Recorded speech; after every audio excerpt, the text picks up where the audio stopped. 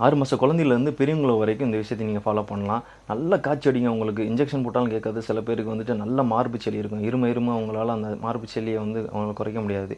இந்த மாதிரி வந்து குழந்தைங்களுக்கு வந்துட்டு நீங்கள் இங்கிலீஷ் மருந்து எடுத்துக்க பதிலாக நான் சொல்கிற விஷயத்தை ஃபாலோ பண்ணிங்கன்னா உங்களுக்கு உடனே க்யூர் ஆயிரும். என்னென்னு கேட்குறீங்களா? கொஞ்சம் தேவையான அளவு வேப்பெண்ணெய் எடுத்துங்க. அதில் வந்து ஒரு 4 பூண்டை தோலோடு அப்படியே நச்சு அதை போடுங்க. இதை கொஞ்சம் கனமான பாத்திரத்தில் ஹீட் பண்ணிக்கிறங்க. அதில் 2 சூடத்தையும் போட்டுட்டு சூடானதுக்கப்புறம் நீங்கள் கையில் வந்து சூடை வந்து தொட்டு உணர அளவுக்கு சூடு தொட்டணும். அந்தளவுக்கு தொட்டினா உங்களுக்கு தெரியும். லைட்டாக வெதுப்பாக எடுத்து உச்சிக்குழி, எங்கே கழுத்து பகுதி, நெஞ்சுக்குழி, முதுகு பின்னாடி, உள்ளங்கால் நல்லா சூடு பறக்க அழுத்தி தேய்ச்சிருங்க. நல்லா தேய்ச்சி விட்டுட்டு அவங்கள படுக்க வச்சுட்டு நல்லா கனமான போர்வை எடுத்து போற்றி விட்ருங்க. போற்றி விட்டு ஒரு 10 நிமிஷம் கழிச்சு பாருங்கள். நல்லா வேர்த்துருக்கும். அவங்களுக்கு கம்ப்ளீட்டாக வேர்த்துரும். நல்லா வேர்த்துரும். காய்ச்சலும் போயிடும் அவங்களுக்கு. அதே மாதிரி நெஞ்சு சளியும் கம்ப்ளீட்டாக குறைஞ்சிரும். இதை குழந்தைங்களுக்கு வந்து டெய்லி ஃபாலோ பண்ணலாம். நல்ல ரிசல்ட் கிடைக்கும். தேங்க்யூ.